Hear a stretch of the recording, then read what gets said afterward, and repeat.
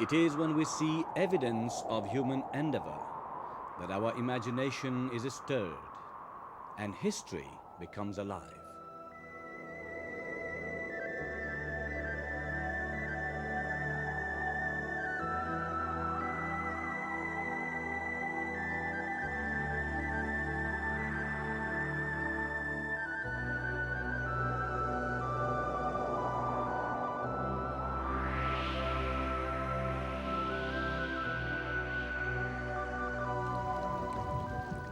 This is an invitation to travel back in time and space in order to appreciate the achievement of our ancestors who came here from different parts of the world, to view their contribution to the development of the sugar industry, to look at the remains of their works, to understand their dreams and aspirations.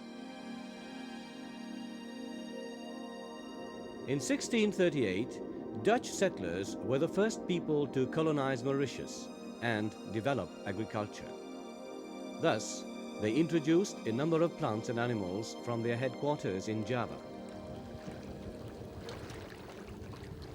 In 1639, sugarcane was brought here by Governor van der Stel and was planted on the banks of the rivers in the region now called Ferney, near the main harbor, Warwick Haven. However, like most crops, sugarcane suffered from attack by locusts, monkeys, and rats.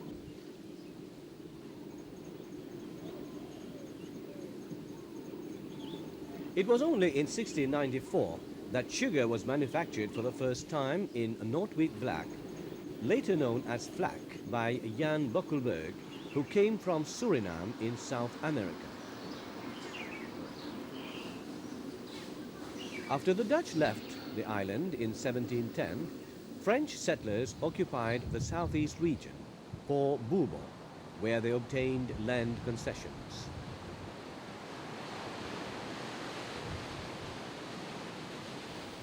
Governor Mahe de Labourdonnais was successful in developing agriculture.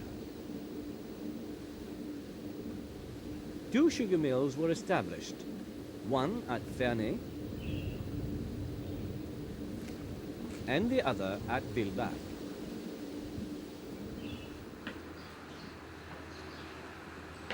One can still read the date 1745 on this chimney, which has been rebuilt several times. In 1755, a traveller named Dalrymple visited Vilbac, owned by the Vigoureux brothers.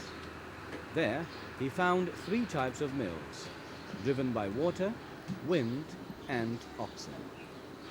Models of ox-driven mills can be found at the Pamplemousses Gardens and at Domaine Les Pais.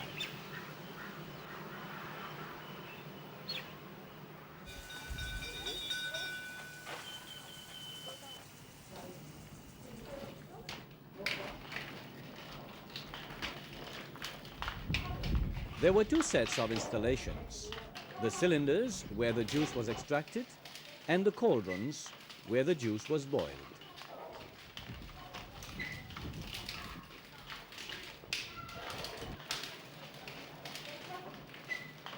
The smoke from the furnace was extracted by means of a chimney.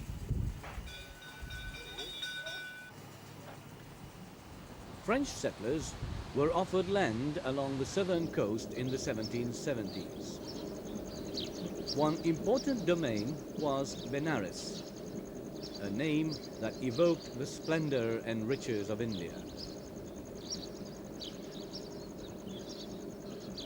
Later, other estates were established.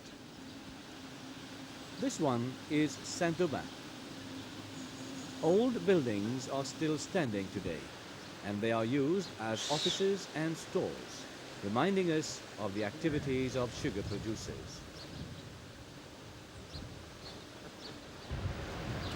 Governor Vicomte de Souillac established a small port in 1787 at the mouth of River Savane to send the produce from the estates by sea to Port Louis. Another mooring was built at Bellon. This magnificent warehouse looking out to the sea evokes the time when barges stopped here to load sugar. Today, transporting sugar by barges belongs to the world of legends, told by old folks under the filao trees. The outbreak of the French Revolution in 1789 affected life in the colonies. In the wake of the Anglo-French Wars, France lost a number of its colonies, including Île-de-France, renamed Mauritius. Thus, in 1810, the island changed hands yet again, and the British gave agriculture a new start. Gradually, coffee, indigo, cotton, and spices were replaced by sugarcane. Large-scale deforestation took place, starting from the coast. A green carpet of cane fields spread over the island, across the plains, towards the uplands. Around 1820, Adrien d'Épinay introduced the first steam mills at Bellemare. Steam engines, made of heavy steel, required solid stone and brick structures. These most striking remains remind us of man's quest for success. The 19th century became a century of sugarcane cultivation, and Mauritius turned into a plantation colony. Even today, the old walls seem to echo the sounds of old machinery. With the passage of time, mills driven by water, wind, and oxen were replaced by steam mills. Here, the windmills at Forbach, founded by the Stoke family, ceased its activities in 1852. The ruins of another windmill are to be found at Belle-Rive on the road to Cap Malheureux.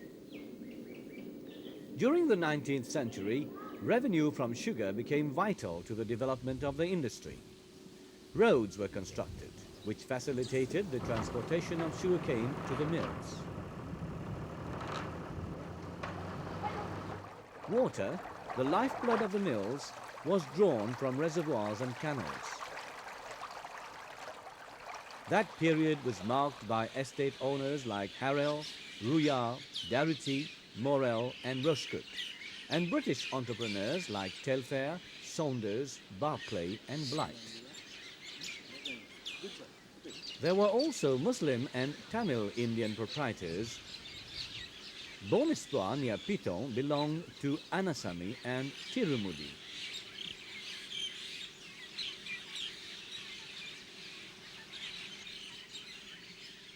By the mid-19th century, desolation affected the sugar industry.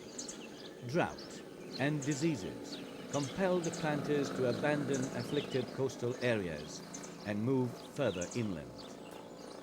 Ruins at Vale and Marseille depict the desperate situation of the time.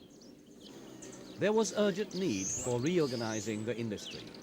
From 258 in 1860, the number of mills steadily decreased.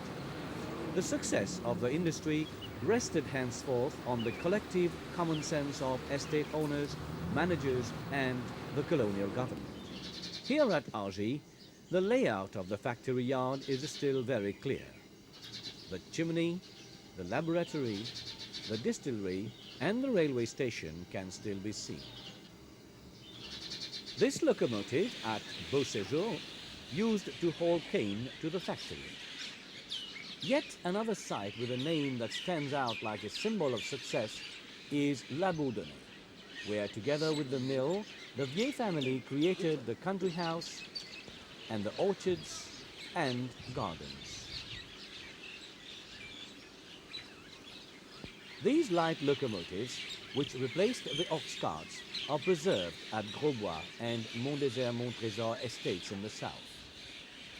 The early 20th century witnessed further progress in sugarcane cultivation and sugar production. Adventurous planters opened up new lands in spite of difficult terrain. Nestled in this picturesque landscape is Chamaret.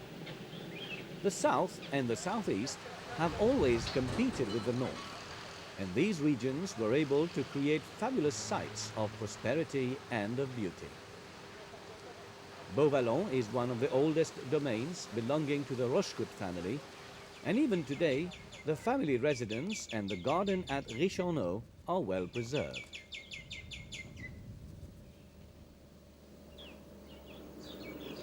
Yet, concern for the restoration and preservation of old sites is not prevalent everywhere.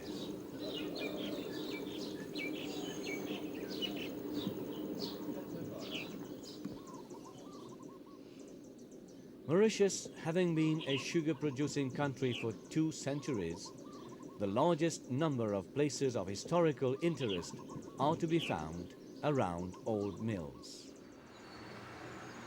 And ever since decision was taken to centralize, year after year, mills were abandoned.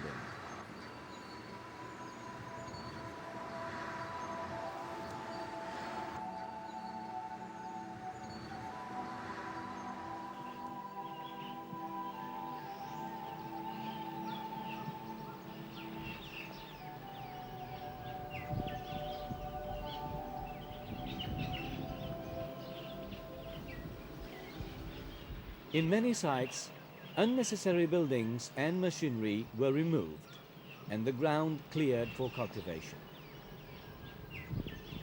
In other places, only chimneys were allowed to survive. Today, they stand as silent sentinels guarding past memories. Remnants have throughout the years suffered from the onslaught of vegetation, the violence of cyclones, the plunder of vandals, and the negligence of authorities. It is high time to protect them from further decay.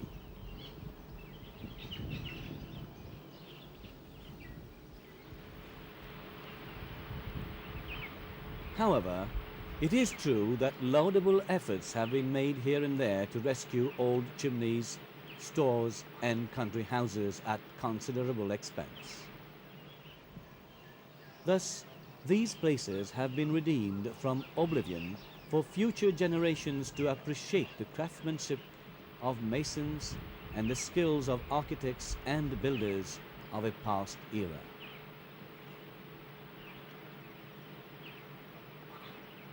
They still offer powerful images to Mauritians and tourists alike.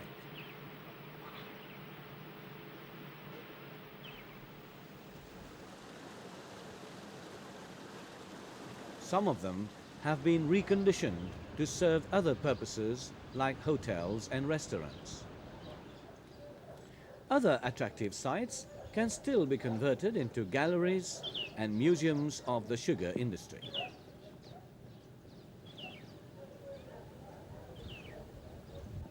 Heritage awareness should start early at school to promote a sense of pride among the younger generations in the achievement of our ancestors. As the heritage of the sugar industry is a testimony of the important role played by Mauritius in world economic history, our old sugar mills are no doubt part of the world heritage.